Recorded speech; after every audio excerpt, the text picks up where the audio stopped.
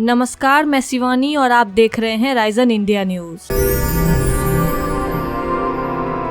Ukraine संकट के बीच सबसे बड़ा ऐलान, रूस ने यूक्रेन के डोनेस्क और लुहांस्क को अलग देश की मान्यता दी। पुतिन ने यूक्रेन के विभाजन के दस्तावेज पर हस्ताक्षर भी किए हैं। रूस के इस फैसले से यूक्रेन पर रूस के आक्रमण की पश्चिम देशों की आशंका के बीच तनाव और बढ़ने की उम्मीद है। अगर हम बात करें डोनेस्क की जनसंख्या की तो 2021 के अनुसार डोनेस्क की जनसंख्या 9,05,364 है और डोनेस्क 250 किलोमीटर एरिया में फैला है, जो भारत के सबसे छोटे स्टेट गोवा से भी छोटा है। वहीं लुहांस्क की कुल जनसंख्या 2021 के अनुसार 3,99,559 है और लुहांस्क की 1600 किलोमीटर की एरिया में फैला हुआ है। इस दस्तखत के बाद रूस की नजरों में अब लुहांस्क और डोनेस्क स्वतंत्र देश है। इस फैसले पर यूक्रेन के राष्ट्रपति व्लादिमीर जेलेंस्की ने कड़ी प्रतिक्रिया दी है। उन्होंने दो टूक लहजे में कहा है कि हम डरते नहीं हैं। जेलेंस्की को अभी भी पश्चिमी देशों के स्पष्ट समर्थन की उम्मीद है। रूस के इस फैसले पर अमेरिका की तरफ से भी प्रतिक्रिया आई है। व्हाइट हाउस के प्रेस सचिव जेन साकी ने कहा है कि राष्ट्रपति जो बाइडेन जल्द ही एक आदेश जारी करेंगे जो अमेरिका नागरिकों को लुहांस्क और डोनेस्क क्षेत्र में इन्वेस्टमेंट से रोकेगी। राष्ट्रपति की सुरक्षा परिषद की बैठक के बाद पुतिन ने ये घोषणा की है और इसी के साथ मॉस्को का समर्थित विद्रोहियों और यूक्रेनी बलों के बीच संघर्ष के लिए रूस को खुलकर बल और हथियार भेजने का रास्ता साफ हो गया है। पश्चिमी देशों को इस बात का डर है कि रूस किसी भी समय यूक्रेन पर हमला कर सकता है और वह पूर्वी यूक्रेन में झड़पों को हमला करने के लिए बहाने के तौर पर इस्तेमाल कर सकता है। दरअसल 2004 में ही अमेरिका ने सोवियत संघ के पूर्व देश Bulgaria, Estonia, Latvia, Lithuania, Romania, Slovakia और स्लोवानिया को नाटो का सदस्य देश बना लिया है। ऐसे में रूस के सबसे निकट इन्हीं देशों से चुनौती मिलेगी। नाटो में फिलहाल 30 देश शामिल हैं। इनमें से 10 के करीब रूस के एकदम आसपास हैं। इसके साथ ही आपको बता दें कि अमेरिका ने अपने 9,000 सैनिकों को यूक्रेन संकट से निपटने के लिए स्टैंड बाय पर रखा है। इनमें 5,000 सैनिक जो नाटो का हिस्सा हैं। इस समय रूस के पड़ोसी पोलैंड में हैं, जबकि 4,000 सैनिक रोमानिया और बल्गारिया में हैं। यूक्रेन संकट पर सबसे ज्यादा प्रतिरोध अमेरिका की तरफ से ही है। युद्ध की स्थिति में अमेरिका ने यूक्रेन का साथ देने की घोषणा कर चुकी है। वैसे आपको बता दें कि भारत और रूस के बीच कई दशकों से न सिर्फ मजबूत सैन्य संबंध है, बल्कि एक दूसरे के लोगों के बीच प्रगाढ़ सांस्कृतिक संबंध है। चीन मामले को छोड़ दे तो रूस हर मामले पर भारत का साथ देता रहा है। 1971 के भारत पाकिस्तान युद्ध में रूस ने लगातार 2 बार संयुक्त राष्ट्र में वीटो का इस्तेमाल कर भारत का साथ दिया है। इसके साथ ही हाल ही में भारत ने संयुक्त राष्ट्र में कहा है कि इस मुद्दे का शांतिपूर्ण समाधान निकालने के लिए कूटनीतिक संवाद ही सबसे बेहतर तरीका है। वैसे आपको क्या लगता है, अगर यूक्रेन और रशिया में युद्ध हुआ तो भारत किसका साथ देगा या भारत पहले की ही तरह न्यूट्रल रहेगा? हमें कमेंट बॉक्स में जरूर बताइएगा। साथ ही ऐसी और इन्फॉर्मेशन के लिए चैनल को सब्सक्राइब जरूर कर लें।